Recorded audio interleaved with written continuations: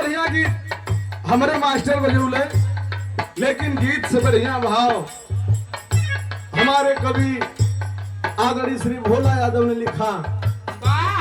मुन्ना भैया ई सच्चाई बा कि जे आइल बा ओके एक दिन जाए के बा। वो कहां धरती छोड़ के यहाँ के वो स्थायी नहीं रहे बदे आइल बा। एक दिन सबके यहाँ से वो परम पिता परमेश्वर के यहाँ जाए के बा, अपन लेखा जोखा बतावे के बा।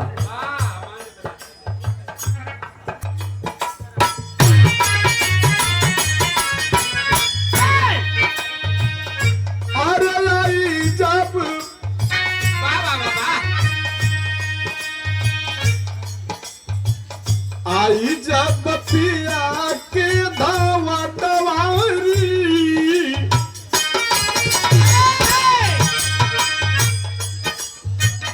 आई जब पिया के धावा दवारी, गवनवा गोरी जाई के परी।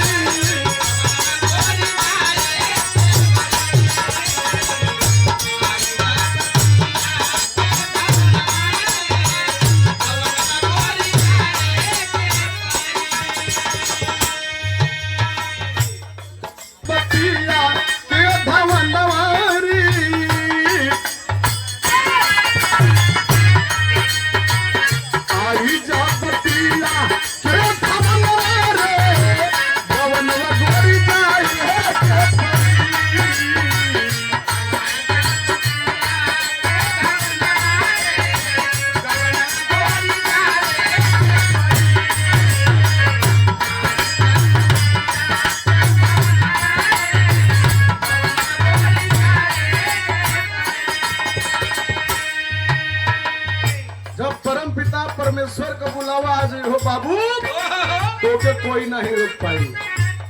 अगली लाइन में कवि जी लिखला का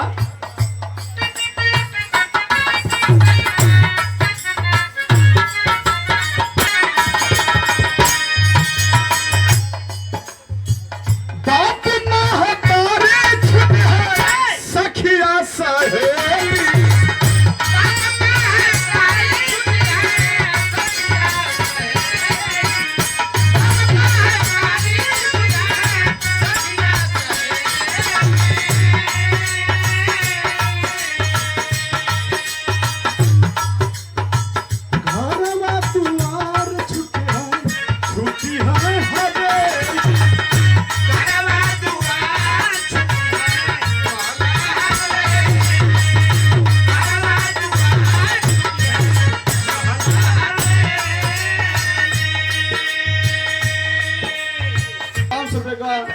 हमारे आकाश भैया को से प्रदान बल जोरदार ताली बजा दी आप लोग।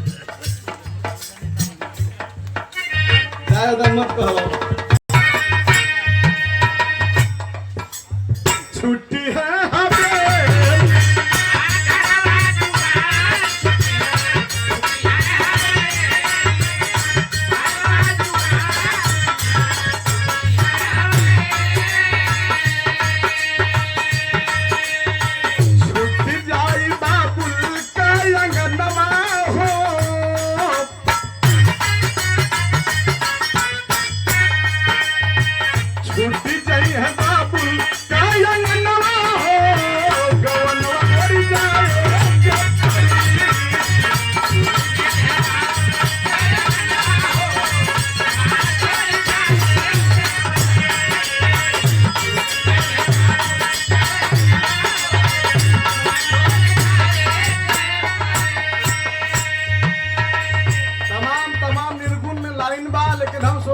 उजाला जी के नंबर दे देंगे।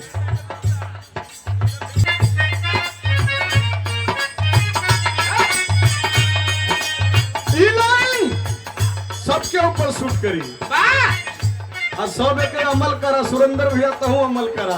हाँ इनके तो एकदम जरूरी। कहाँ पर फिर बजा क्या होता